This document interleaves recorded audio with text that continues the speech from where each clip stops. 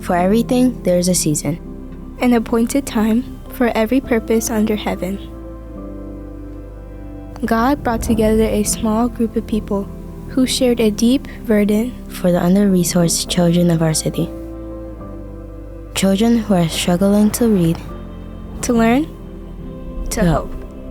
They saw not just an educational crisis, but a spiritual calling.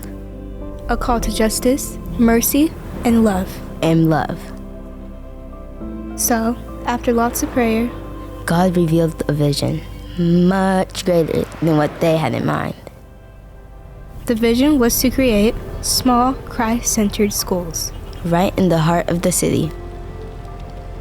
To bless those children with excellent academics, surround them with moral teaching and unconditional love, and to empower them with the tools to thrive not only in school, but in life. From that first small seed, planted 25 years ago, Brookstone has grown into a flourishing community of faith and learning. A place where generations of children have found hope, purpose, and the love of Christ. The name Brookstone comes from the story of David and Goliath. When facing the giant, David chose 5 smooth stones from a brook, trusting in God's power for the strength to overcome. Brookstone is a place where students can become equipped with faith, courage, and wisdom to stand strong and fulfill God's purpose and overcome whatever giants they may face in their lives. For 25 years, we have seen God's hand at work.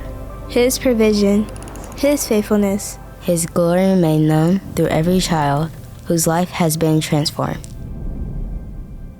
Our hearts are so full of gratitude and hope.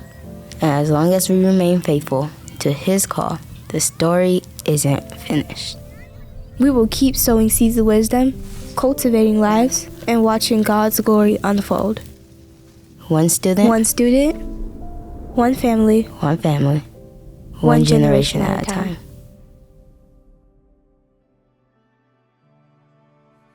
Brookstone, I feel like they help us, and it's a really good school, and it's a joyful school.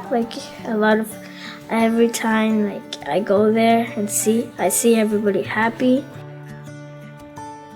I first met Nathan when he entered the bridge program here at Brookstone as a 4th grader. He had previously tried to come to Brookstone, and because of his academic gaps, was denied acceptance.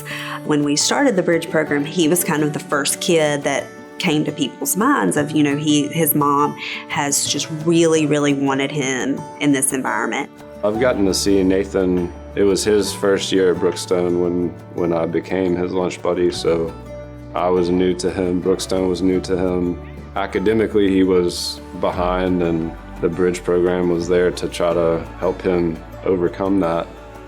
And I was the only boy, so I was like, oh no. He was the only boy, and so I think at first that was a little bit like, oh goodness. Through the small groups and through having, only 3 kids in a group with him, we were able to identify the gaps really easily. I went to Brookstone way back when, 3 buildings ago. My earliest memories was of the summer camp. When I came, I was behind in math. I remember being at recess and my teacher, Miss Orr, taught me how to do long division, and for me, it meant a lot that she was taking the time to make sure that I was caught up. And the impact that had going forward, I went from being behind in math to being an IB honors math courses. And so it put me back on that path of academic excellence. So I was in the 5th grade when I started at Brookstone, and I went to the summer camp a couple of years before that. At the time, Brookstone went up to 5th grade, but that year had a really big impact. Miss Wasco was happy and nice. She has a cheerful, happy face every day, and she's really happy to see us. She likes hugs, and if I didn't have her, I think I actually wouldn't go past 4th grade.